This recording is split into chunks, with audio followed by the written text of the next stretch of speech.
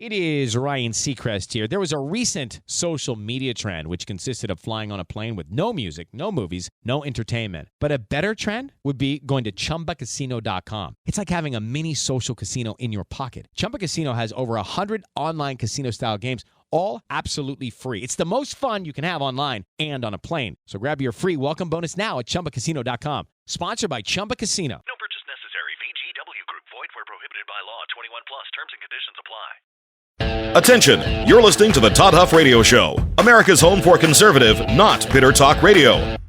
Be advised that the content of this program has been documented to prevent and even cure liberalism, and listening may cause you to lean to the right.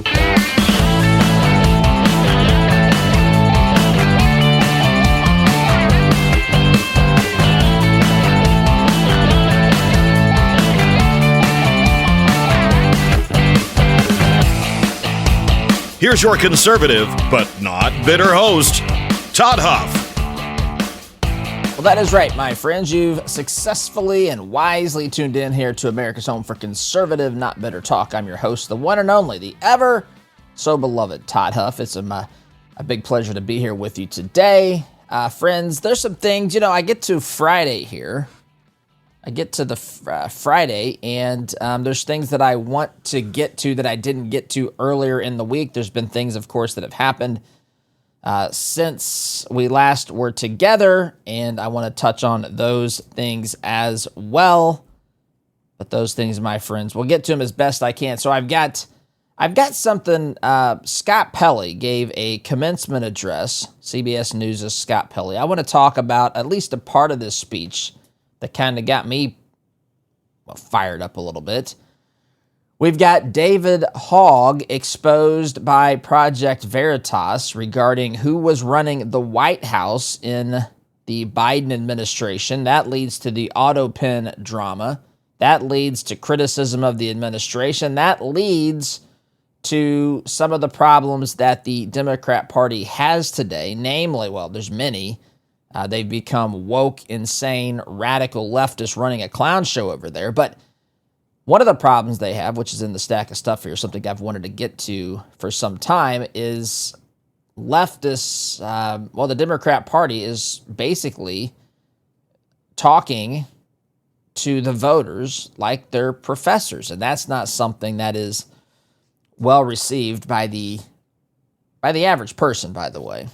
There's condescension and arrogance that's tucked into that as well. That's what I want to hit on today. I'll do the best that I can with the time I have available, my friends. Before we get started, though, let me remind you, look, if you're in sales, you know that results are what matter. You know results put food on the table for your family. It allows you to buy a home, buy a car, take the vacation, save for college, live your life. And the truth is, my friends, no one is able to help you deliver results quite like Matt Easton and Easton University. Matt's system is among the best that I've ever seen. It's practical, it's proven.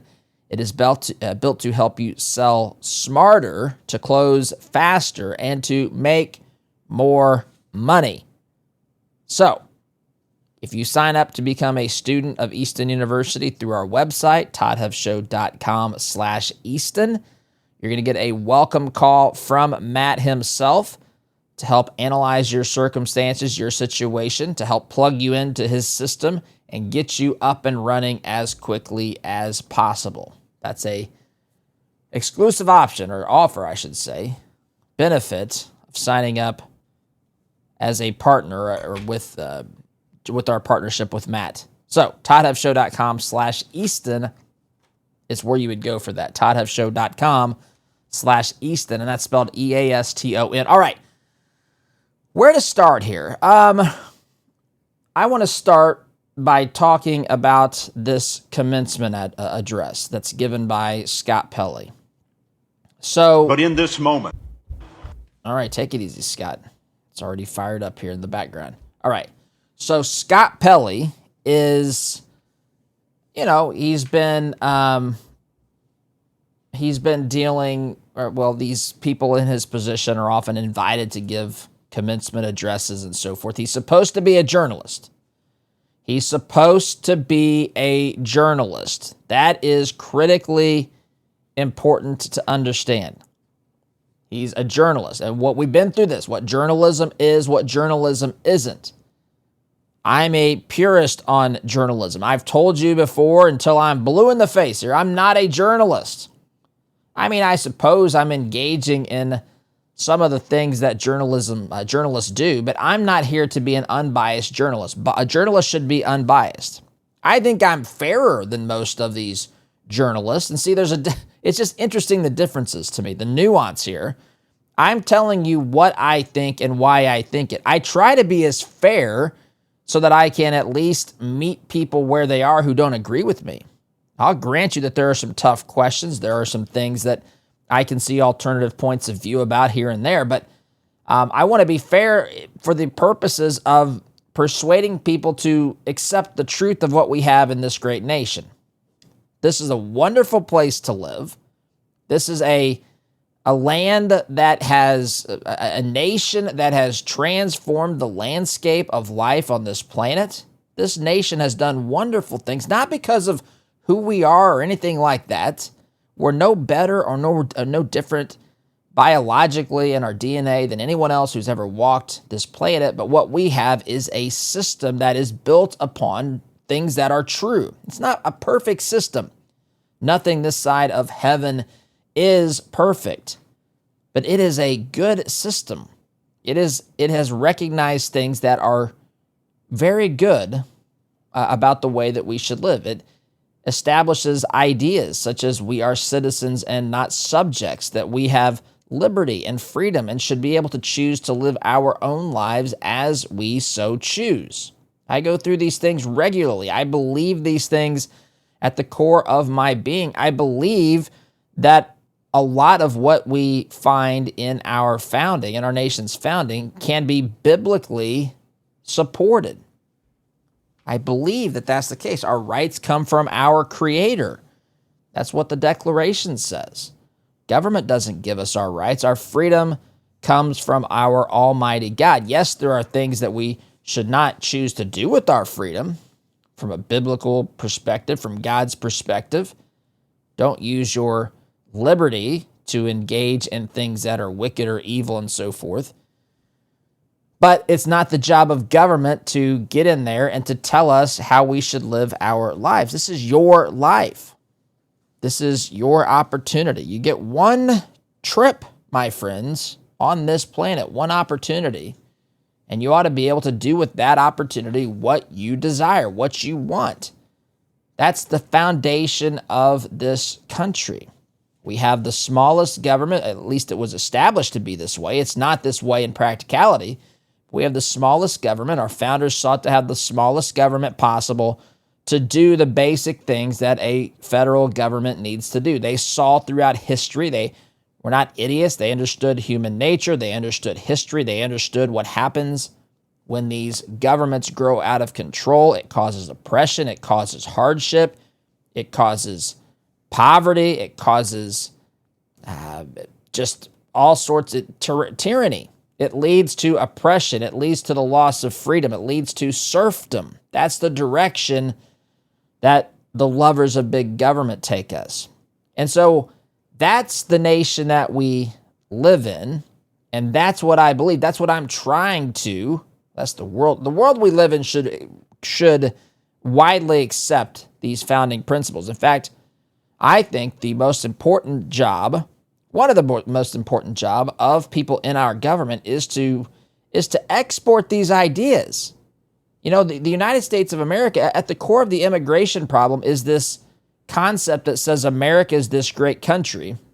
But in reality, as much as it would be wonderful, theoretically, for everyone who wanted to come here legally and, to assimilate and all of that, as much as in one sense, theoretically, that sounds great for people to be able to live under the blessings of this country, the reality is that's not the case, and we have other things that we've got to take care of here. We can't just be a nation that's just wide open borders, and I'm not suggesting that's good. I'm just simply saying it would be wonderful if everybody could live under this sort of system, and the best way to get there is for other countries to embrace and accept what we have discovered, what has been revealed to us over the course of time. And it's hard to do that when you hate this country. And so that's where the left is. The left hates this country as founded. Listen, there are things to be upset about regarding the history of this nation, without doubt. Things in our things that happened in this country, from slavery to there's plenty of others as well. But none of these problems were, if you read the words of the founders, the things that they talked about, the values and ideals, they simply didn't live up to them. It wasn't the foundation of this country that was the problem. It was the way that they went about it, the way that they excused some of their behavior and so forth. The things that this nation embraced in her original writings, the Declaration, the Constitution. These things are good, and we have a mechanism to fix those things that weren't. And so that's the side I'm on. I'm trying to promote that viewpoint. Journalists shouldn't be engaged in pushing anything. They should be engaged in simply reporting information in an unbiased way. But that's not what we have today. I don't want to know what a journalist thinks about something, with all due respect. It doesn't mean that I don't value his or her opinion. That's not the purpose of journalism. If they want to engage in editorialism or commentary, as I do and many other folks do, then have at it. But don't call yourself a journalist. That's kind of the point of what I'm after here. So Scott Pelley, who's a journalist, a make-believe journalist, I would say, is invited to give a commencement address.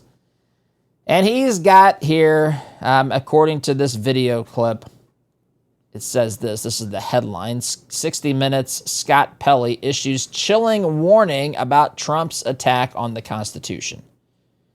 So there's been a shift in recent years, and I would say it goes back to Trump's time here in office. The first time, Trump's existence in office led people to say, look, journalism shouldn't be about promoting, talking about both sides of an issue, trying to present it as unfairly as possible. That's antiquated. Now, that's not the case, but I just want you to know that that's how journalism is changing. It's excusing itself because now they think, look, we have to stand up and we have to make sure that we shut down messaging that is dangerous and a threat to our democracy, as they say. And now they're simply telling you, instead of giving you the information, and let's just say that that's the case.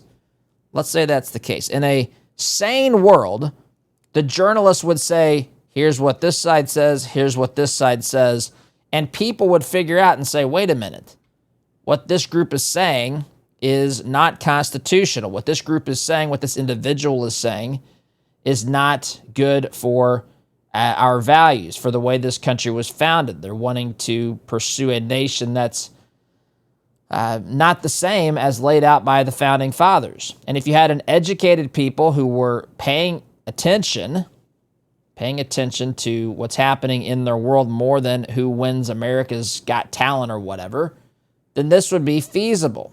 Instead, what we have today are people who are journalists who say, listen, I've looked into this, trust me, here's what's going on. Trump is a threat to the Constitution. And that's the starting point. That is not journalism. That is not journalism. That's what in fact, it's not even what I do.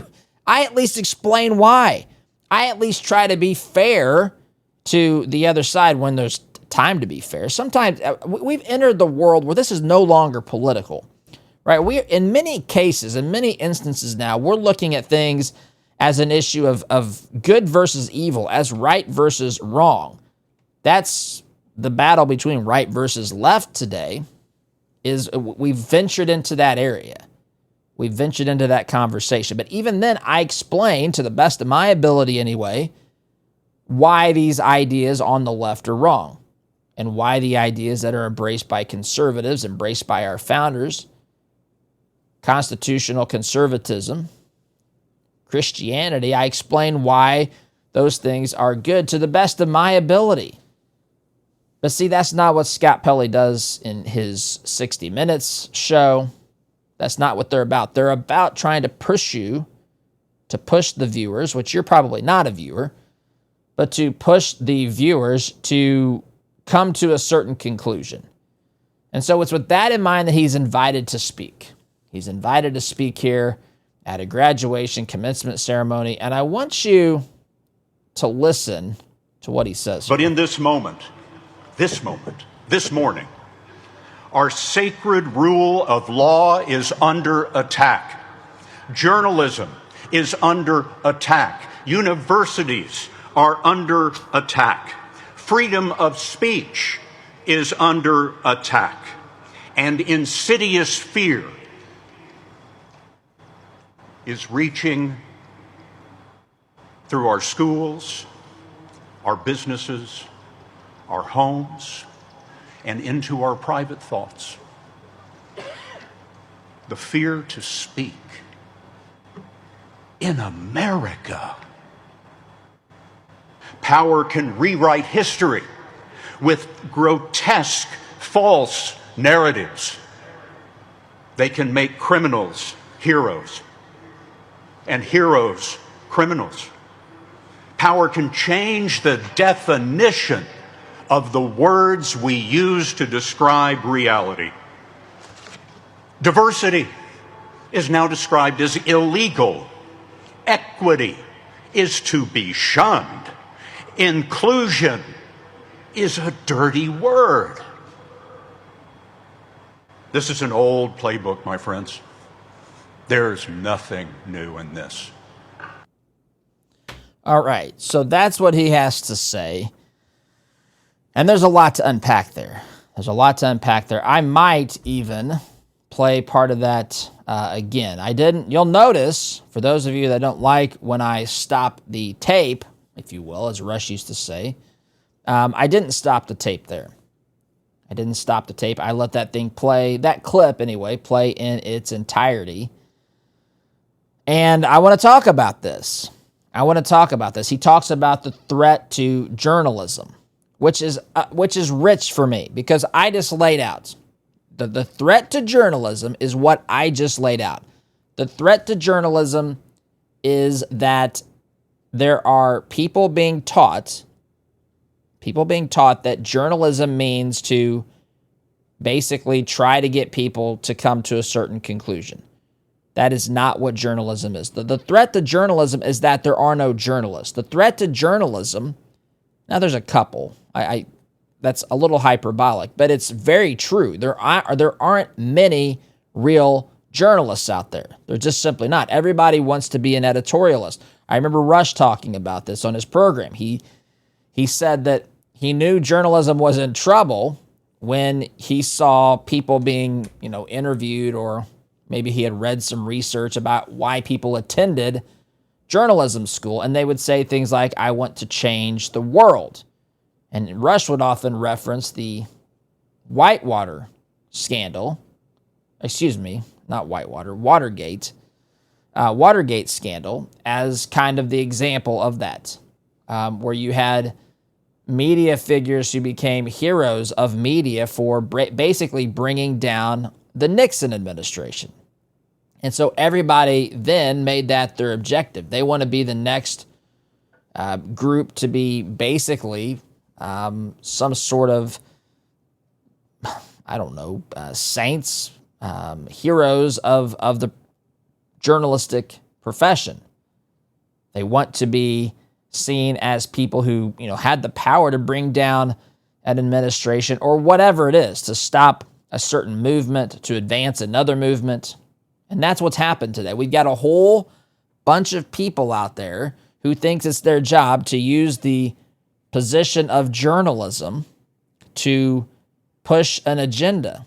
And the only agenda a journalist should have is to communicate to the best of their ability what the story is. That should be it. Even if it's a story, the side of the story they don't personally agree with.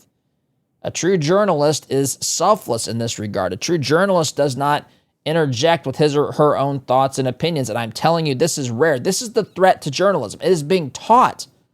Scott Pelley here thinks he's not doing anything wrong. Now, he's not doing something immoral. He can certainly, on one hand, as a free-thinking, free American, free human being, he can share his thoughts, but it undermines, if I understand that this is his viewpoint, It's his viewpoint so much that it is his message to the graduates here of this particular university.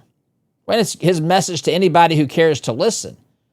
Journalism is under attack. And why does he think journalism is under attack? Well, journalism in his mind is under attack because Trump is, say, calling the media fake news. They freak out about this. I think that's ridiculous. I think you better put your big boy or big girl pants on, whichever you pick. You can only pick one, and there's only two options to choose from. But you got to pick your big boy or big girl pants and put them on and deal with the reality of the situation. You can't be, what is journalism so fragile that it can't take criticism from the people that it's criticizing? Give me a break. Stop the nonsense. Trump calls you fake news, and you act like it's the end of the world. You have a bunch of people who constantly misrepresent Trump. The negative amount of coverage that Trump has in the media is routinely in the 90s, usually in the low to mid 90s, 92, 93, 95, whatever % negative coverage in whatever period of time they are measuring. That's how they talk about Trump. It is clear that it is a concerted effort to stop Trump at every turn, whether it is to support the Never Trump movement, whether it is to push the radical left's agenda, whether it is to oppose Trump's agenda, to misrepresent what he's trying to do. For example, trying to cause cuts to people's Medicaid and so forth. That's not what this stuff is about. This is about reducing people who are abusing the system, reducing the waste, fraud, and abuse. But the journalists won't even entertain that, won't even say that that's Trump's perspective and the reason that they're doing the things that they're doing in Congress with the so-called big, beautiful bill, that they lie and deceive and gaslight and misrepresent. They don't even, in fact, they'll defend their lack of desire to even talk about Trump's perspective or Republicans' perspective and say that doing so would actually cause great harm to this great country. This, by the way, is from people who would be happy to sit down and have sat down with some of the most ruthless dictators around the world and done interviews. Fidel Castro, Saddam Hussein, they sat down. I'm not even saying they shouldn't have done these things. I'm just saying they would say, look, I'm not necessarily a fan of this guy that I'm interviewing. I just want people to hear, his story. I want to ask him questions that people would have about his political belief or his government or what he's doing in his country, right? Sit down with Putin. People have done these things. And that's fine for journalism, but don't tell me on the one hand that you can sit down with some of these ruthless dictators from around the world, but you can't tell Trump's perspective and report it and just let it be and let people decide for themselves. That's not journalism, my friends. I got to take a break. Quick time out. You're listening here to the home of conservative, not bitter talk. We'll pick this up on the other side of the break, my friends. Back in just a minute. Hello, it is Ryan, and we could all use an extra bright spot in our day, couldn't we? Just to make up for things like sitting in traffic, doing the dishes, counting your steps, all the mundane stuff. That is why I'm such a big fan of Chumba Casino. Chumba Casino has all your favorite social casino-style games that you can play for free anytime, anywhere with daily bonuses. That should brighten your day a little. Actually, a lot. So sign up now at ChumbaCasino.com. That's ChumbaCasino.com. No purchase necessary. VGW Group. Void where prohibited by law. See terms and conditions. 18+. Welcome back, my friends. So, talking here about Scott Pelley's graduation commencement speech, where he was talking about the threat to journalism. I agree that there's a threat to journalism. Let me say it that way. I agree with some of what he's saying here. What I don't agree with is the cause of what creates the problem. So, for example, he's insinuating that the threat to journalism is from Trump, calling the media fake news. That's just part of it. They've also, of course, changed the people, kicked some people out of the press pool, put other people in the press pool. They say that that's a threat to democracy, which, again, I understand how that could be. I certainly understand how that could be the case. If the White House only lets people in that are going to say nice things about it, then that calls into question what's going on. But is that remotely close to what is going on? Do you, I mean, again, the amount of coverage of Trump in the media that is negative is in the 90%. And in reality, I go back in time. It's amazing to me how much people can have their opinions swayed or shifted by subtle things, the way that things are discussed, the raising of an eyebrow by an evening news journalist sitting at the news desk. He doesn't have to say that this is crazy, but if he gives the camera a look like this doesn't make sense, that influences people. It doesn't work with me, and it doesn't work with many of you, but it works with people who just either don't have the awareness, who aren't following it on their own, who aren't comfortable being free-thinking individual people or whatever, people who are worried about fitting in and having the right, quote-unquote, opinion about something and so forth. But the threat to journalism is that journalists are pushing an agenda. The threat to journalism is that kids that are going to journalism school are being taught how to be people who have commentary and not journalists. I shared with you when I was in college, I took a course. I kid you not. The name of the course was called Creative Nonfiction. And the reason I took it, this is how naive I was in those days, I took it because I thought, they're going to teach me how to present nonfiction writing in a more interesting way. Do it. I thought it was more about the presentation of the real story. No, wasn't that at all. The professor literally, I kid you not. Now, this wasn't journalism school. This was, I don't know what department this would have fallen, right? I don't know, but it was at Butler, Liberal Arts and Sciences building, whatever that, I can't remember what the building was called, but I remember going up there. I remember the professor's name. I'm not going to say it. First name was Grant, I'll tell you that. But I remember sending drafts or having, meetings with him or, after submitting a draft of a story or whatever I was writing, he would say, I distinctively remember. He would say, let's insert something here to make this more interesting. And he might give me an idea, and I'd say, I appreciate that. Maybe there's something I can do there to make this part, I can explain it better or make it more interesting by telling another facet of the story or inserting something else here that provides more context or something like that. No, he says, just make it up. I kid you not. Just make it up. And I remember, especially in those days, very black and white thinking on a lot of stuff. Not everything, by the way, is black and white, but some things certainly are. And so I remember just wrestling with this. What do you mean? It's a nonfiction. Like there's no such thing. It's nonfiction or it's fiction. And nonfiction, the way I always remembered it as a kid, was not fake, right? NF, nonfiction, not fake. And so I was perplexed. You're asking me to make something up, to fictionalize something, and then call it nonfiction. But this is the sort of stuff, I bring that up to say this is the sort of stuff, the sort of mindset that exists amongst these professors.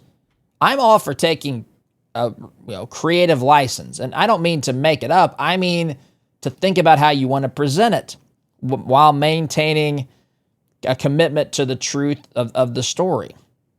I'm okay with a little dramatic flair. I'm okay with a little bit of drama or whatever that needs to be done. Okay, make it entertaining and engaging, but don't change the facts of the story on me. Don't tell me something happened that didn't. Don't editorialize and then tell me you're being a journalist. That's the real threat, my friends, of journalism. He also, Scott Pelley, said that there were threats to universities, which again, I agree. In fact, if you've listened to this program for any length of time, you know I often reference or semi-often reference what I call the 7 pillars of propaganda. The 7 pillars of propaganda, we just went through these a week or two ago. I'm not going to go through all of them, but I will say for our newer listeners, or if you've not heard me talk about this before, but the 7 pillars of propaganda, basically what that means, it's based upon a concept introduced by Rush Limbaugh years ago. He called them the 4 corners of deceit. I think that there's more to the 4 corners than just 4 corners, and I've added a couple of others that I've observed, areas, pillars of our society that the left is using to force feed the American people a diet of leftist ideas, or it's not really ideas because that implies thinking, leftist feelings. And so one of those is academia, and the left has taken over academia. Look, I'm all for education. By the way, education takes a lot of forms. It doesn't mean you have to go to school. You can be self-educated. You can be in an apprentice program. You can sit under someone who has mentored you. You can go to school. There's lots of things, lots of ways to be educated. It doesn't just mean I sat in a class and let some leftist professor indoctrinate me and then just simply marked whatever he or she said in that course on my test, got an A, and suddenly I'm now smarter than everybody else. I reject that 1,000,000%. I sat in classrooms with people who ate this stuff up. It was all about, how do I get the degree? How do I appease the professor? I'm in there questioning the validity, the veracity of what's being said, the ideas and so forth. I assumed that that's what everyone else was doing. Certainly some were, but a lot of people weren't. It was get by, get the best grade possible. Put that on my resume. Try to have some honors. Try to have some reason to give an employer to hire me. And then, far too often, these same people take that same mentality to the workplace. How can I make my employer think I'm really more valuable than I am? Just as though I did in college when I wanted my professor to think I'm smarter than I really am, just because I value the grade that he's trying to give me. I reject that at all costs. I've shared with you a story. I'll share it briefly again. When I was in college, I was a political science major. I'm not going to go through all the background, but I was a political science major. I basically argued. I was quiet at Butler, but when I went to American University for an exchange program, it was me versus the class virtually every day in there. I was the lone voice of constitutional conservatism, constitutional values, Christianity, and it was me versus the class. And I loved it. But at Butler, we had a program where it was for 2 majors. It was for political science majors, but it was also for education majors. And the name of the course, I believe, was What Are Schools For? And the thinking was interesting, right? They wanted teachers to understand kind of the administrative side, the political side, even though school boards are supposed to be apolitical. We all know that that's ridiculous to think. But nonetheless, they wanted teachers to understand the types of people or the thinking behind maybe a school board and policy and, getting votes in the community and all that sort of stuff, kind of things that the political science majors would have been more aware of. But they also wanted the political science majors to see, okay, these policies are great. The, campaigning on this issue or that's fine, but this is how it impacts the teacher. This is what's going on in the classroom. And it was an interesting thing to go through. We actually spent time at one of the IPS schools in Indianapolis for the semester. Took those kids to Hinkle Fieldhouse. That's another story I've got there.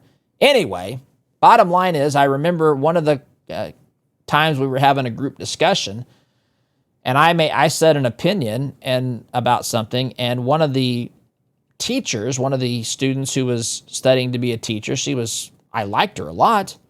She said to me, she's like, well, Todd, that's not what the book says. And I said, I don't care what the book says.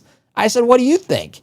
And she sat there as though I had asked her a question that she had never contemplated. She'd never contemplated what she thought about the issue. And so she didn't know how to answer it. And I said, that's the important part. The important part isn't just regurgitating what's in the book and then taking it into your classroom. I'm not saying that you shouldn't apply what you're being taught, but run it through some sort of a filter, some sort of mental, just challenge it to some degree. And that wasn't happening. And that you want to talk about what's wrong with university setting? That's the equation. That's what the left loves. They love people that just say, tell me what to do and I'll do it, and they force feed a diet of radical left ideology. I got to take a break along in this segment, my friends. Quick time out. Back in just a minute.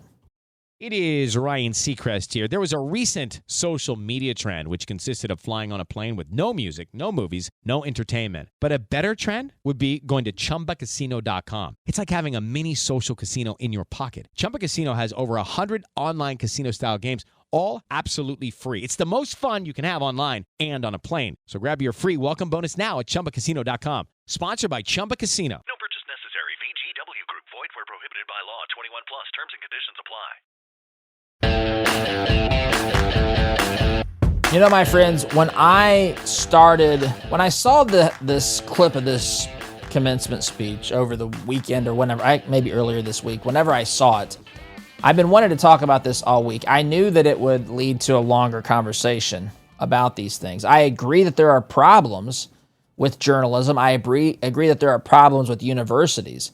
But the problem isn't because Trump, which is what Scott Pelley would say, is challenging the funding to Harvard University and so forth. Because the environment I just described is the environment that exists. You have an environment where students are being force-fed a diet of radical leftist ideologies and viewpoints. There's oftentimes not even a single conservative to be seen in certain parts of the campus, teachers or professors, I should say, students.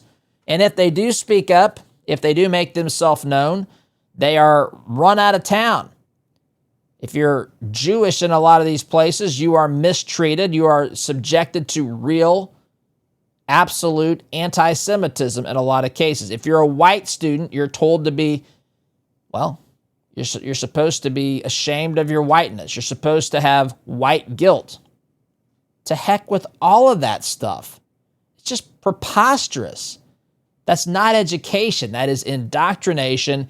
And not only is it indoctrination, I'm not defending indoctrination, but I suppose if you were to say you have to choose indoctrination and option one is to be indoctrinated into something that is at least a good mindset and one that is absolute depravity, I guess it's better to be indoctrinated to the ideology or the mindset that is at least good and wholesome. I don't think those things can be done that way, and I'm not defending it. I'm saying it's indoctrination, and on top of it, it is indoctrination into absolute moral depravity. That's what we're teaching these students. Don't tell me the problem with our universities is that Trump is challenging some of the public funding, talking about taxing or whatever these endowments. Don't tell me that that's the problem. When in reality, it is a problem that we're paying for this stuff, but don't tell me that that's the threat to the existence of the university. The threat to the existence of the university, the actual true university setting, when a university was established to be a place where people were exposed to ideas, where they would have a free exchange of those ideas, even sometimes have a vociferous and boisterous debate, some fierce disagreement on some issues. That's what a university setting is supposed to be. Now it is, here's the rules, toe the line, or we're going to kick you out. We're going to brand you as whatever. A racist, an evil conservative, whatever. That's not an education. That is the threat to the university setting, not what Trump is doing. Friends, I've got more to say about this. Before I do that, though, there's very few things that are better, more important than a good night's sleep. That's where we fight to recharge our batteries so that we can fight the battles of the next day. Whatever those battles are, raising our families. Maybe you are a teacher, an administrator, dealing with young people. Maybe you are a business owner. Maybe you are someone who is working in a business. Maybe you're someone who works at a church. Whatever the case may be. Maybe you're a caretaker. Maybe you're someone who works with his hands. Work outside, work inside in a business, make deliveries, whatever the case. Having a full tank that comes from a good night's sleep is very, very important. That's why I love My Pillow.